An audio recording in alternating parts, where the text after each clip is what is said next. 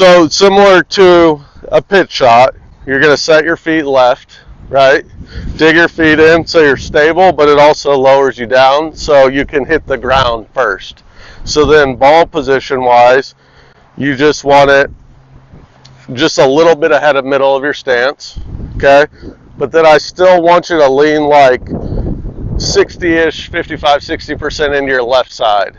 And I want you to stay there as you swing back, okay? We want to open up the club face because, have you heard of bounce on the club? So the sole of the club is a little bit rounded on most wedges, and so you can see that part, right? So if I put it flat on my hand and I have the thing square, not open, you can see the leading edge is kind of against my palm of my hand. But now as I open it, I expose the bounce, the sole of the club.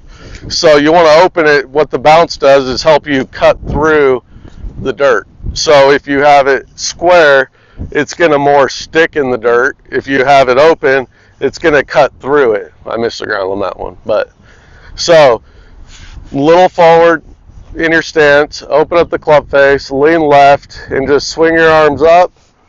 If you just draw a line here without a ball, put that line just a little head of middle in your stance, open the club face, and just practice bottoming out, you know, behind that line. And because you can get feedback, you can check if you were ahead of the line or it would have bladed it. But most people get tentative and they either pull in and hit the middle of the ball and it blades across the green, or they're decelerating and the sand eats up the club so the ball doesn't go anywhere, right?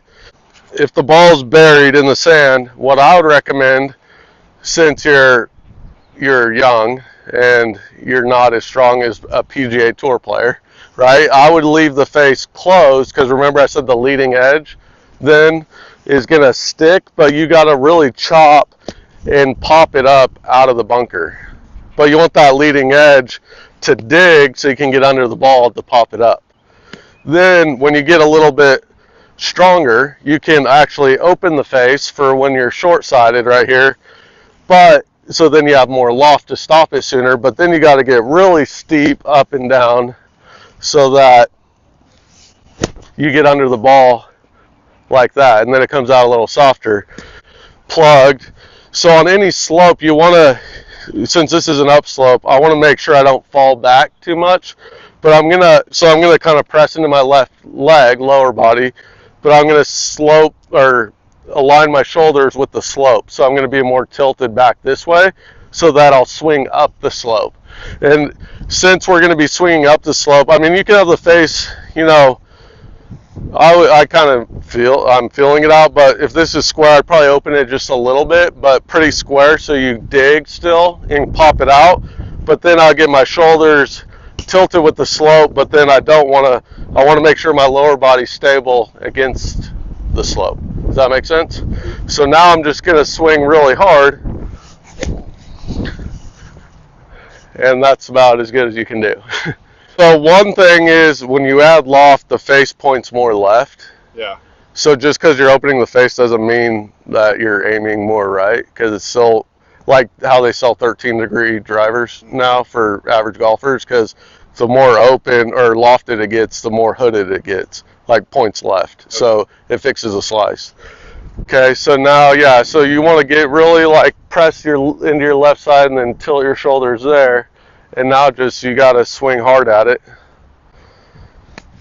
But I mean, you did better than I did. Yeah, that was good. So then if you're on it, so whenever you're on an uphill slope, it's just going to go higher and shorter, right? So if you're on a downhill, and then you'd move the ball a little bit up in your stance, because you're going to bottom out later on the uphill slope. But if you're on a downhill slope, you want to move the ball a little bit back, because you're going to catch the ground first. But then it's going to want to project more to the right. Gotcha. So here I would actually, did you notice how my ball went a little bit left? And I wasn't really thinking about my alignment, but I would actually aim a little bit right, because the upslope, it's going to, and like on a normal full swing as well, it's going to want to hook off an upslope. And then when you're adding loft in a bunker, yeah, all that. But the biggest key to being good in bunkers is setting up good and just trusting it and splash the sand. If we have a lie board, right? So listen to the contact. So that's kind of what it should feel like you're bouncing under the ball, kind of. So I'm gonna put just a little sand here, and come over here and try to hit this one like a normal bunker shot. So you open the face, ball a little forward, and just an aggressive pitch shot, and just splash the sand.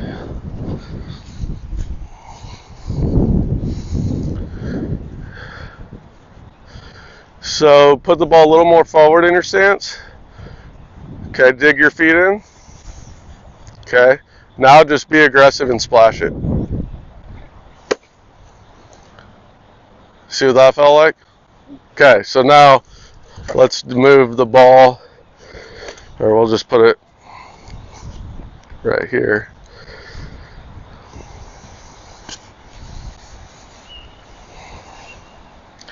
Open the club face, maybe get a little wider stance so you can get more stability, so you don't fall, lose balance. Now just splash it. It's pretty good. And if you have a longer bunker shot, you can change clubs so I have a 58 here. If I was going to the yellow, maybe I do the same bunker or the same swing, open the face the same tempo, everything, but it'll go an extra 10, 15 yards. But however far you're going to hit it is based off the length of your swing and the speed of your tempo. So if I'm short-sighted right here, it may just be kind of 50% tempo or swing speed, half swing. But then if I'm going to go 10 more yards, maybe I go like that, right? So that's where practice comes in to get feel. But you always want the club face open, unless, as you get more experience, you'll be able to tell if the sand's a little firmer. Yeah. Maybe you don't want it quite as open, but you still want it open because you don't want it to just skip off the turf or off the concrete. But, and then when you got fluffy sand, it's just, I don't really like fluffy sand, but it is what it is. So now you just got to practice it and mess around with opening the face like a lot versus medium. But I'd always have it open, just depending how much open, depends on the shot and your feel.